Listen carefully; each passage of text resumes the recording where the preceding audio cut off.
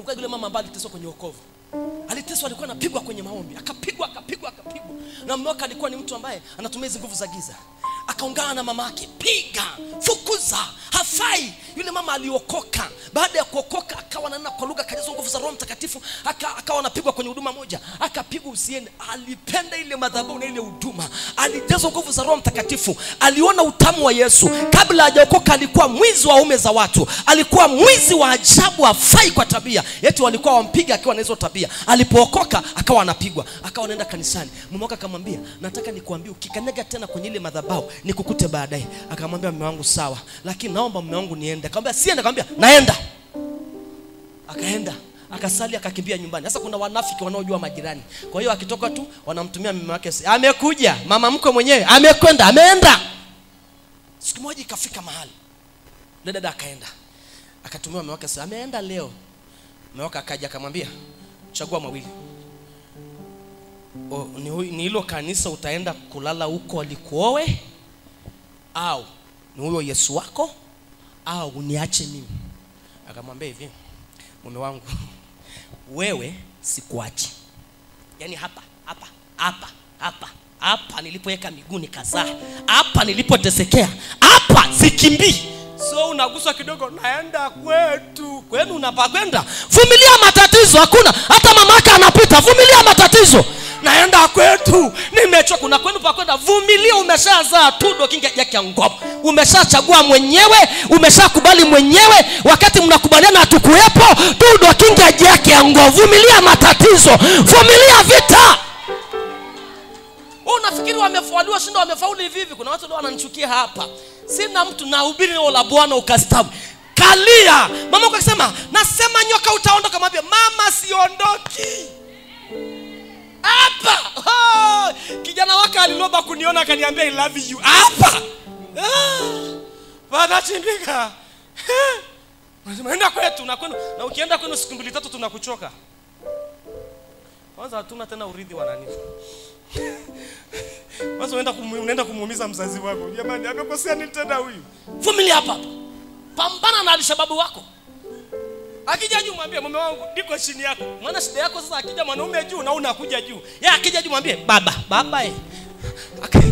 Nilikuwa nimeongea tu kwa straight. Sorry.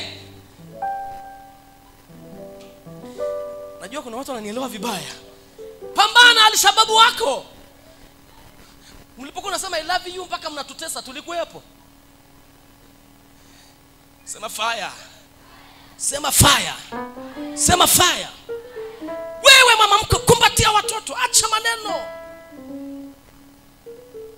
Acha maneno. Hakuna mtu atakayekupa mtoto wake. Wewe chezea watoto wako akiondoka. Kama kuna mtoto atakuja kukukumbatia. Wote watasema, hata ikitokea tatizo watasema, si kijana wake yupo. Na wewe mwalimu wake si yupo. Wakija wanakuja nyuma ya mwalimu wako. Tunakuangalia wewe, unasemaje? Hawaji. Nakushauri. Na hata ikitokea mtoto amezaa nyumbani, kumbatia. Huyo mtoto ni riziki. Uwezo ukajua ndiye atakaye kuleta baada. Leo kuna watu mnapata laana maana mnawanyanyasa watoto waliozaliwa nyumbani. Zamani mama anapokea wale watoto na wakumbatia, karibu mwanangu, wanakuwa wajukuu, na baadaye ndio wanaokuja kubeba hizo boma. Ndio wanaokuja kwa wajomba, wanaoweka historia. Natamka hata kama umezaa nyumbani, usitupe mtoto. Lea watoto. Na kuzaa sio dhambi. Mungu asingeruhusu upate. Musa alitupwa, mamaka akumtupa wakati anatupa watoto. Alimkumbatia, akamwombea, akamweka kwenye kisanduku. Leo Musa ndio shujaa tunayemhubiri. Kuna mtoto mmoja kwenye familia yake atakwenda kuwa shujaa. Kuna mtoto mmoja kwenye familia anakwenda kuwa shujaa. Sema fire. Kwa hiyo anasema watajenga nyumba. Nilikuwa nasema nakataa hiyo nyumba. Uondoki. Kwa sababu sukuma tukamlete mwingine. Nani aje? Kamlete nikiwa hapa. Fanya basi hivi. Sema leo naambia nenda kwenu. Naenda. Na kama utakwenda kwenu kama imefika hapa kweli, sio kweli unamaanisha kweli naondoka. Ni kutafuta suluhu. Wewe mama mkuu unasema akaletwa mwingine. Yupi unamjua yupi? Bora hata wewe umeshamfahamu. Bora hata mmeshazoeana. Kede na anakushikia kiuno kede. Sawa, mmeshazoeana. Ataletwa mwingine atakwambia, "Umesemaje mama?" Maana ile mkosi ulionao itaama tu kwako. Anambia, "Mimi sijazoea kedekede." "Unasemaje?" "Najua tunashikaga wa mama kama hawa."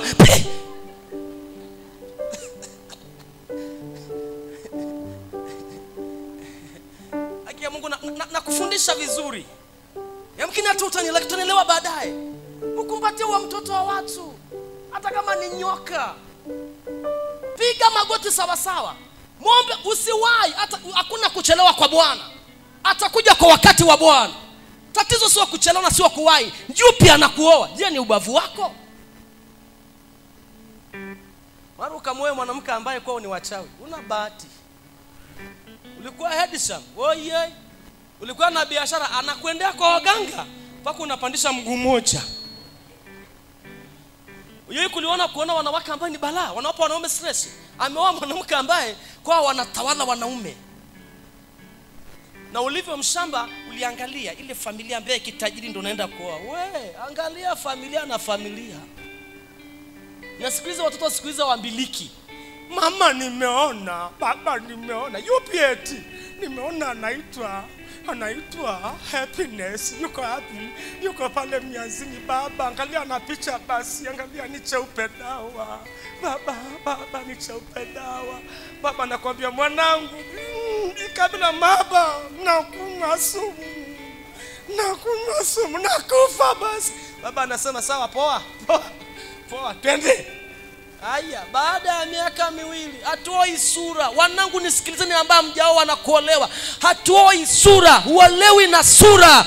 Unaoa tabia, unaoa maendeleo, unaoa heshima, unaoa baraka. Usifutwe na headsham kwa msichana wa kijana. Usifutwe na urembo. Usifutwe sijui na usifutwe. Unaweza kukuta yuko flat, lakini maisha yatanyoka hivi. Au utaka upate pressure. Unaenda kulichukua litandam. Wewe tandam siku 90. Utaliona tu nataka ovyo tu, kawaida tu.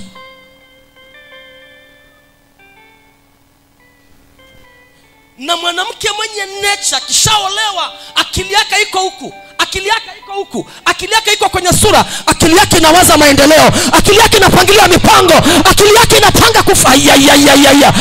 Kuna sauti ya kuongea na mfalme. Unasemaje? Kama ulize Esther, wakati ambapo aliongea na mfalme wa mbingu na nchi, alipoenda kwa Mungu wakati familia yao imetangaziwa kifo, imetangaziwa kila kitu. Wakati alipoongea na Mungu kwenye maombi, ilibidi aende kimwili tena. Kimwili maana yake alipoenda mbele ya uso wa mume wake hakuwa na sauti, "Mfalme nimekuja." Alienda na sauti nyingine. Sauti zinabadilikaga eti jamani. Achana na sauti, "Mimi siwezi. Unanifokea." Nenda na sauti ya mwanamke. Kuna sauti bana na pua. Jamani mume wangu. Bana na sauti nyororo inamvuta mwanaume. Unamwambia, "Jamani mbona unataka kunisemesha? Mume wangu jamani, mume wangu jamani. Najua nataka kulia." Niambie basi. Acha basi niache bana, niache bana. "Mume wangu jamani, niambie basi." "Unajua mama, unajua nimerushwa hela." "Hela ipi?" "Nimerushwa shilingi 40,000. Mwanaume ni mtoto. Yaani unashangaa na lainika. "Nimerushwa 40,000 tu." Ndio kinachokuuliza babangu namna hiyo. Mbona ni kitu kidogo hiyo? Wewe ni shujaa. Wewe ni mwanaume, una nguvu. Yaani kikuangalia baba, najisikia niko na bonge la mwanaume. Yaani mwanasema, "Kweli mama."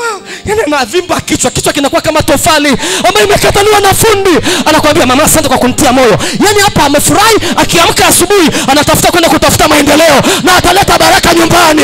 Maana umempa moyo. Sauti ya mwanamke kwa mwanaume, ile sauti tamu inaamsha mpaka hisia.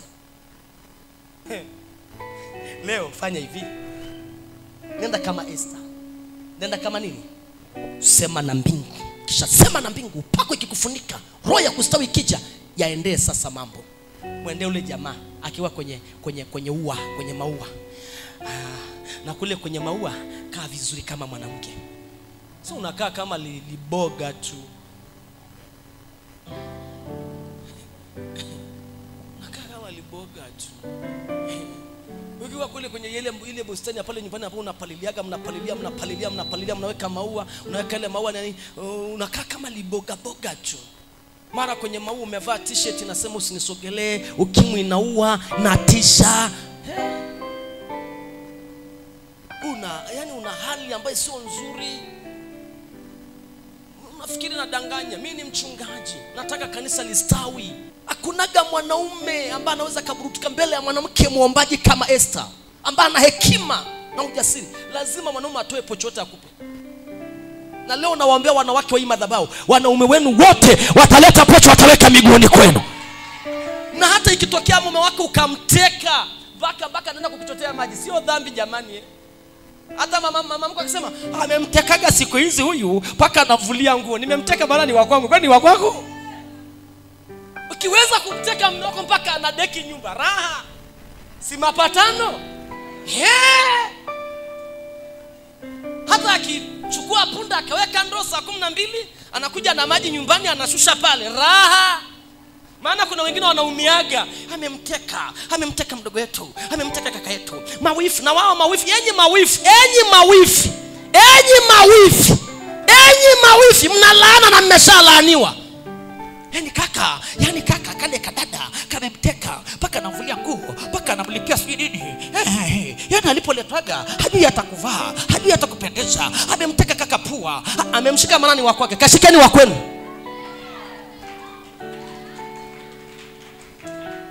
Mawifi ni shida. Wanakuja kuchochea nyuma. Mama, si umwambie kaka eti awe.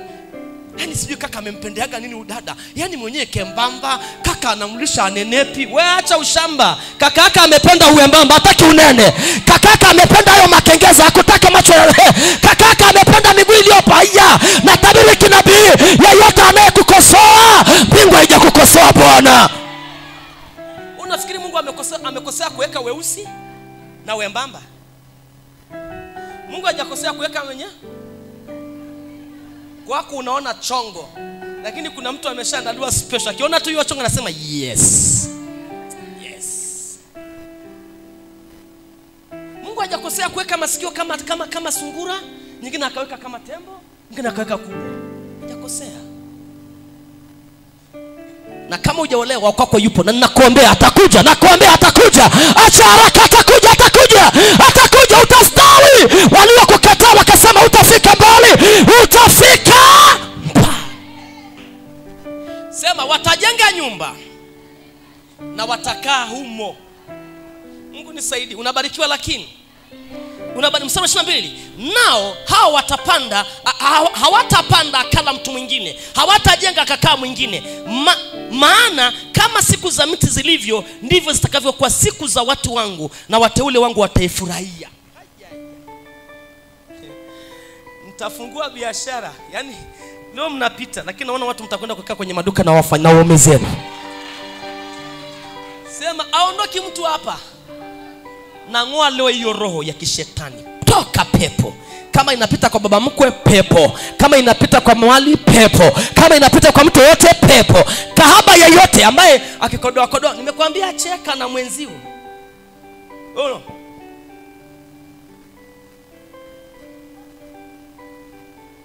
Cheka na mwenzao. Kuna wengine wanacheka hata bila kuchekeshwa. Kaka akipata tu mlango pip, jamaa limefia kule. Unakuta li jamaa, unakuta li dada likubwa tembo kama mama yake, anafia kule. Shida maneno matamu. Wakati mwingine hakuna hata uchawi. Leo sinikuombea upako wa kustawi mume wako aachiliwe huko. Leo sinikuombea upako wa kustawi mtoto wako aachiliwe huko. Leo nikuombea upako wa kustawi kaka yako aachiliwe huko. Sema fire.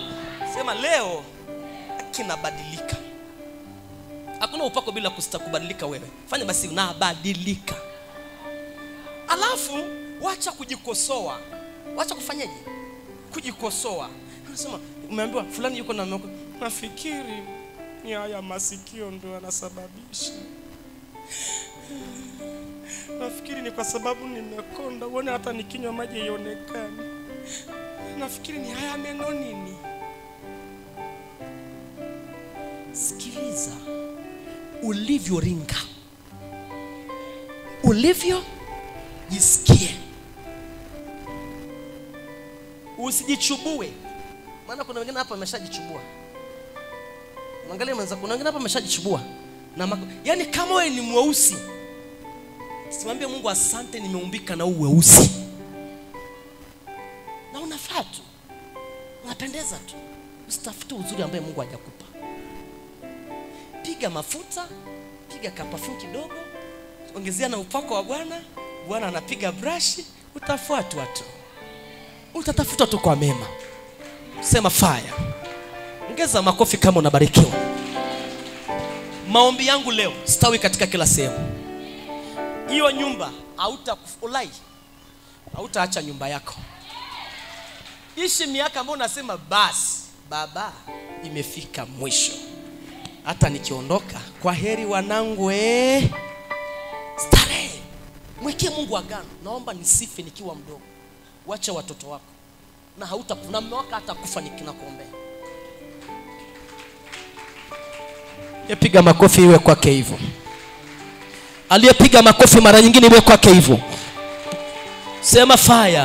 Unahitaji kukataa roho ya kutostawi. Hapa Mungu haongelei mbinguni. Anaongea na watu walioko duniani ambao ni kanisa. Tunaposema kanisa ni watu waliookoka, ni watu wanaomtafuta Mungu, ni watu wanaompenda Mungu. Kuna watu wanafanya kazi hawafaidi ndoa, hawafaidi ndoa zao, hawafaidi hizo kazi, hawafaidi watoto. Una watoto ni walevi, hii ni laana. Una watoto hawana mwelekeo mzuri, hii ni laana. Una watoto hawakupendi, unatakiwa watoto sio mpaka uwaombe vitu, wanakupa tu wenyewe. Mama chukua, dada chukua. Nataka niombe roho ya kustawi kwenye uzao wa tumbo lako.